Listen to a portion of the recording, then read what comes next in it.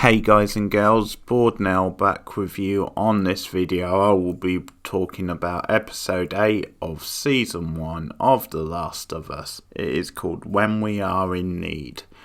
So at the start of this episode, Ellie is still nursing Joel back to health, but it's got to the point where she thinks he might need drugs or otherwise he will die.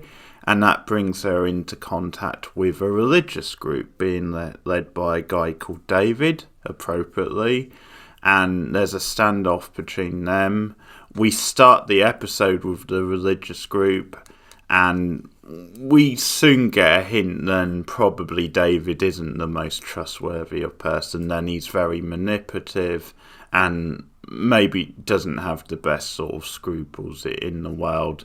For example, we see then like a daughter, her father is still waiting to be buried. He's like been one of the infected and died, and David is insisting we've got to wait till it's either spring or summer, but like when they get out of the winter month because of the ground and the ice. But it's certainly implied from that scene then he's wielding control over these people. He's holding things over them just to keep them under control. So it paints a picture of a particularly manipulative, like religious style figure who hides behind certain morals, hide behind his beliefs as an excuse to control people and have power.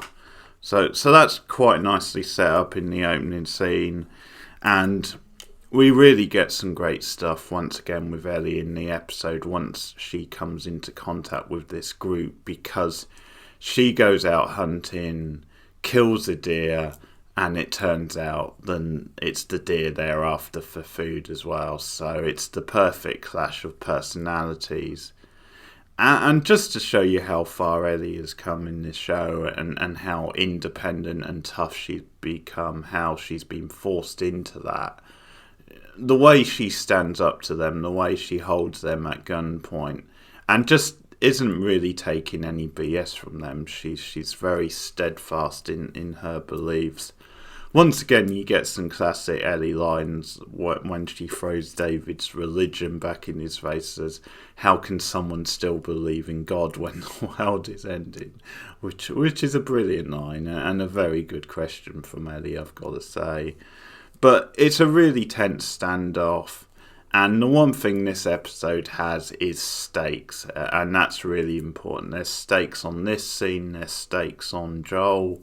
Will he, won't he survive? How will Ellie fare on her own? Because this is what we see in this episode. No matter how far she's come, no matter how strong she is mentally and the skills she's learnt to like defend herself, sometimes there are just so many underhanded people in the world, and that I think in a way Ellie's like drawback is that she is so honest and out there with people, and there's people who will just take advantage of that, and that's what we like see in this episode. Now you get like two people in this religious group who we see most of. You've got David and then you've got James, I think the other guy's name was, and like David presents himself as the more rational thinking one, the more like in touch with emotions and feelings, or, well, the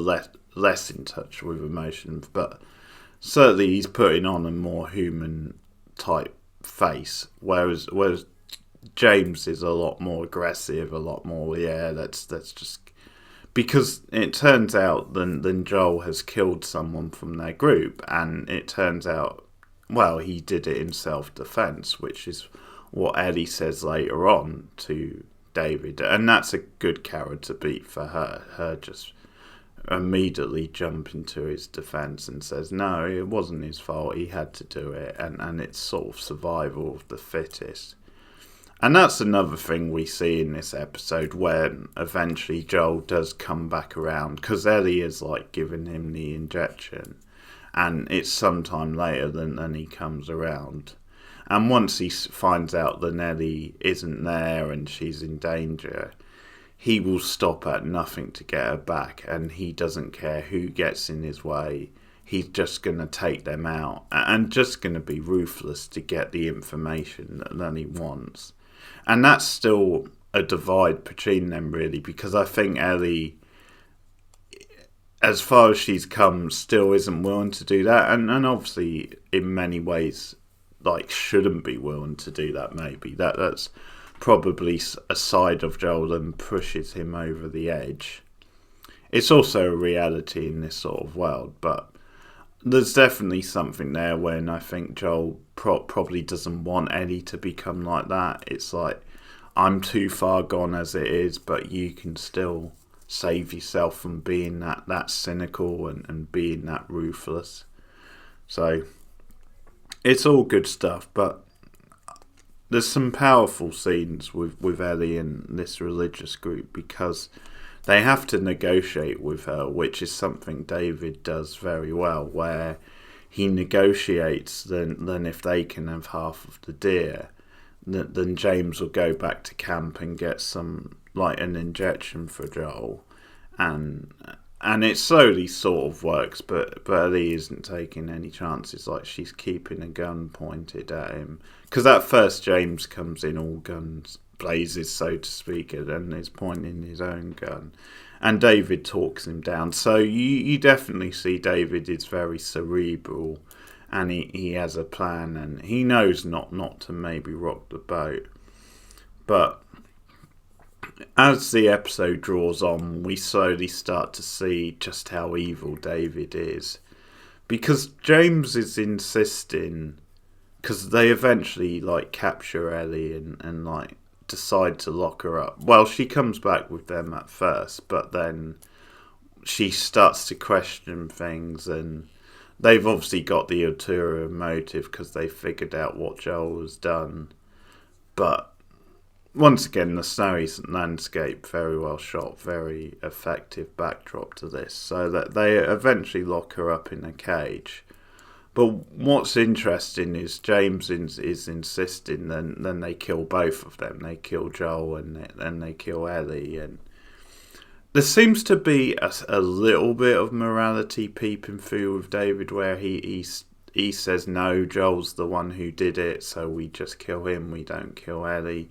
But then it's revealed that the only reason he's insisting on keeping her alive is because he wants to manipulate her. He wants to mould her into a part of his group, a part of his cult. And then he sees her as, like, the new generation who he can control and who can carry on his work. So it's clearly a recruiting thing for him.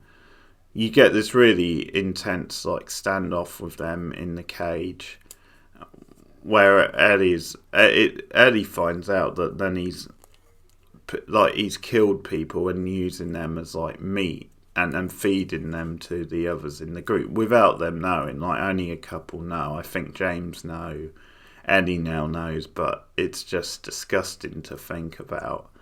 Once again, it's another, like, side of this sort of post-apocalyptic style world, which probably is a reality. Like, you could see this stuff going down if this was the case, if this ever became of the world. So, yeah, it's very chilling to think about, and very manipulative, the fact that he's feeding them the human meat without giving them the choice of what they want to do, whether they want to take it or not. Because if that's all that's going, as disgusting as it is, they might say, yeah, okay, we don't have a lot of choice, we've got to survive. But just to do it behind their backs and not give them the option.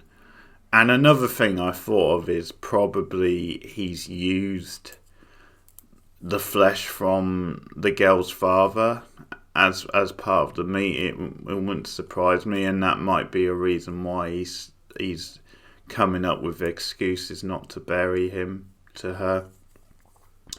But the scene with Ellie in the cage is very good, and the way she suckers David in and eventually, like, bites his hand and bites off his finger is, I mean, it's so graphic and brutal, but just a great like bit of direction and the final shot of that scene.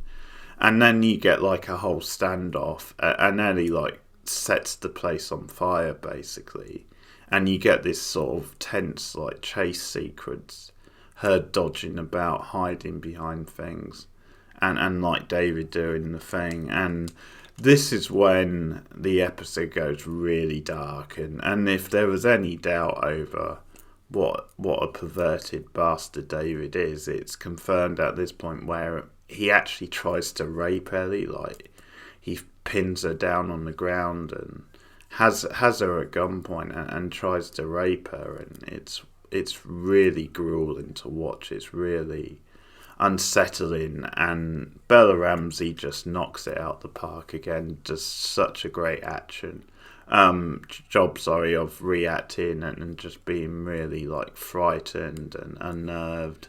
But then the reaction stuff is even better when she just goes into like full on animal mode, where she overpowers him and just tears back into him and repeatedly stabs him to death. It's really visual, really full on, and her anger and rage, her angst just comes out of nowhere, and it's understandable, obviously, and yeah.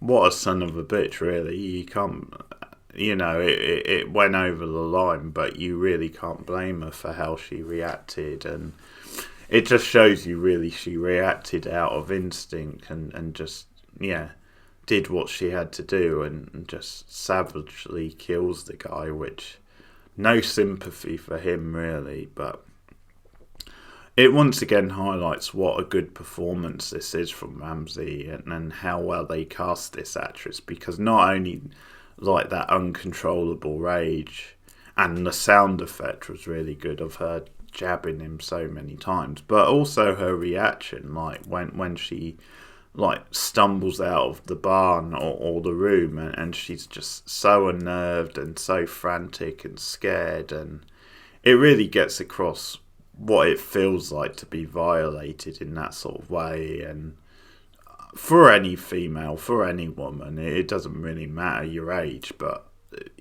especially now for such a young girl who's never like experienced anything like this before, so to be violated like that, it really, her confusion and her like, the way she just like caves in on herself almost. I don't know how to say it, but her reactions definitely come across as very authentic and true to life. And so then when Joel, who's like recovered by now, and he's got the information from James and the other guy, and that scene again is very effective as we see how ruthless he is. Like, even though he gets his answers, he still kills the guys. Like, he's taking no mercy, really. But he eventually finds Ellie, and Ellie just is so scared at this point, she just reacts aggressively to Joel. And that's what I mean about really showing you in a realistic way, like the reaction you would have if you've been like sexually violated like that, or attempted sexual violation anyway. So the way she's so shook up and scared before she realises it's Joel, then that's just spot on. And it's definitely fitting then Joel is the only man she can really trust at the moment in her life, and that's contrasted with this manipulative like religious cult leader who like did terrible things to her, and then did one of the worst things you can do, which is like attempted rape. So we come back once again to the Joel Ellie relationship at the end, and it's just beautiful stuff. And the stakes on it, like, they really sold me on, is Joel gonna live or die?